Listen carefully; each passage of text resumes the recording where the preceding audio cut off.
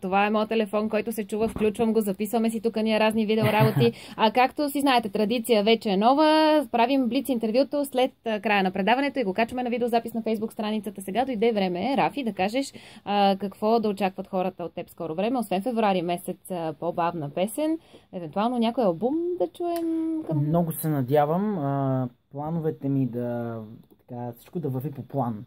И ако върви всичко по план, може и в края на годината или началото на следващата да имаме и първия ми самостоятелен албум.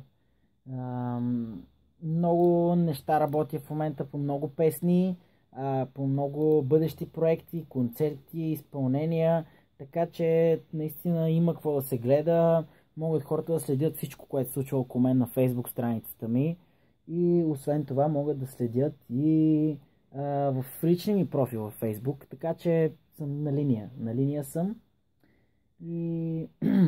И сега най-накрая тук цяло предаване предизвикваме Дидо да се обади да те предизвика. Ето, че Дидо вече е на телефона с нас. Здрасти, здрасти.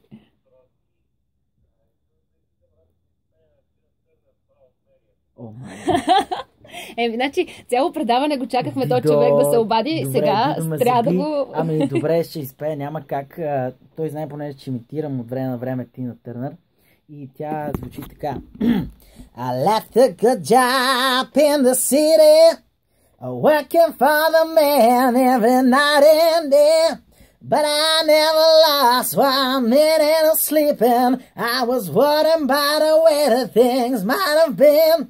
Big wheels keep on turning, primary keep on turning, and we're rolling, yeah, rolling on the river. Thank you, ladies and gentlemen, thank you very much, thank you for listening. Пожелание с послание, thank you very much, yeah. Дидо, добре, че успя да се включиш в предаването. Толкова хубаво финал направи. Дидо, много ти благодаря. Пожелавам ти точно толкова свежа седмица на теб. Рафи, на теб също. Ето такива хубави емоции. Ето такова добро настроение на теб и на всички наши слушатели. Благодаря много за поканата и ще се радвам следващия път, като представя песента.